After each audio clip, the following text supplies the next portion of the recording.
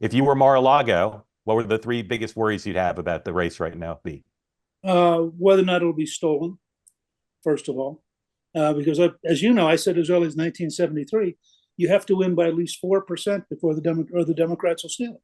Well, that my view, that has not changed.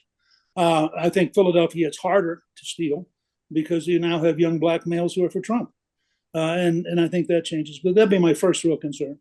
My second concern would be whether or not I can get the vast number of low propensity voters who used to be Democrats and are now Republicans, at least in terms of generational patterns. Can I really get them to vote on election? Can I match election day having already overmatched the pre-election day vote? Would be a major concern. And the third would be, as you've pointed out correctly over and over again, when you have the entire media establishment bitterly opposed to you. And if after Sunday it sinks in that Madison Square Garden was a huge success and that he's rolling to victory, what are they going to do? I mean, if you're Trump, you have to think they will do literally anything to stop him. And they're smart people and they have huge resources. So I would worry about the late October, early November surprise. Do you think the last election was stolen? I think the last election was totally rigged. Was it stolen? Totally rigged. Was it stolen? It was rigged You when they said cut off the New York Post. Yeah, it was no, rigged when the intelligence officers took. Okay, but you said no. I use There's the a word difference. stolen because do I believe it's possible for big city machines to steal votes? Do I believe it's possible for people, as they did in Minnesota one year, to suddenly find an entire box full of ballots in the trunk of a car after the election? Sure, of course I did. Did big cities steal votes to help Biden win in 20? I don't know. Look. Is there evidence? There's a difference between 51 intelligence officers and Silicon Valley. There's a difference. Yeah, there's a difference between those things well, that's rigged. But you said one of your worries about this election was that it would be stolen, and there's no evidence that I know of that. Well, look, Mark, you and I are just going to disagree. I've been in this business longer than you have. I actually directly dealt with people who stole elections, and I watched them do it. Tell me the last election. Tell me the last. When we were in the last presidential election that was stolen. When we were in the White House and everything was going great, and suddenly about 11 o'clock at night, state after state stopped counting. From that moment on, I assumed it was rigged. I assumed the answer was Trump ain't going to win. Now, you may be correct. And maybe in places where judges, by the way, didn't rule against the substance, they ruled against the procedure. And that's not always true. That's I don't believe you contribute to having confidence in this election if you conflate Silicon Valley and 51 intelligence officers with evidence-free allegations that the election was stolen by big cities. Look, when the Justice Department interferes in Virginia in order to stop them from making sure that no illegals vote, and I think we can go through a whole list of things that are going on right now. You and I just disagree, and I don't think it's because I'm paranoid. It's because I have a lifetime of experience watching the Democratic machine in close races, including, for example, stealing Indiana 9th in 1984, literally stealing it.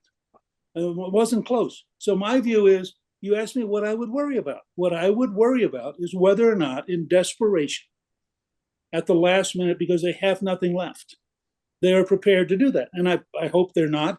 But I look at Detroit, I look at Philadelphia, I look at Phoenix.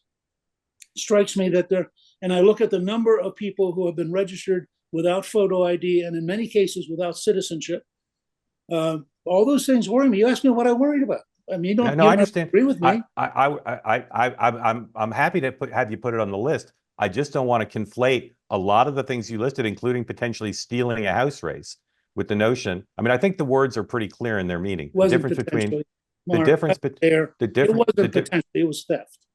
The difference between stealing election and an improper doing improper things, which you've listed some of which you and I agree on a lot of things. 51 intelligence officers, Silicon Valley. That's different than saying there's bosses in Philadelphia who say, how many votes do we need?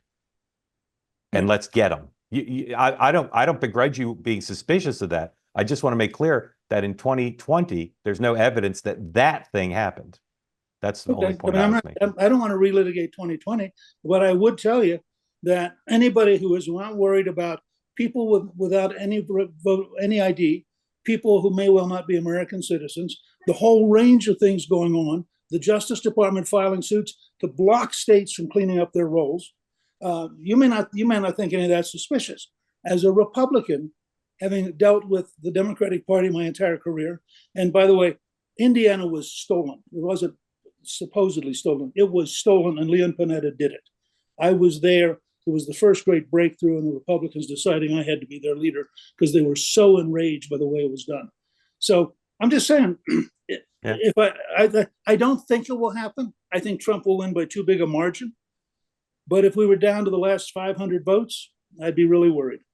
The only reason I used the language I did in Indiana is because I'm familiar with the case, but I don't know the facts. So I didn't want to assume you were right. I'm going to clarify one thing. I have zero tolerance for people voting illegally. I'm, as a reporter and a citizen, extremely inquisitive about election fraud, about wrongdoing. I'm familiar with a lot of historical examples. Back when I worked for big news organizations, I spent a lot of time investigating this stuff.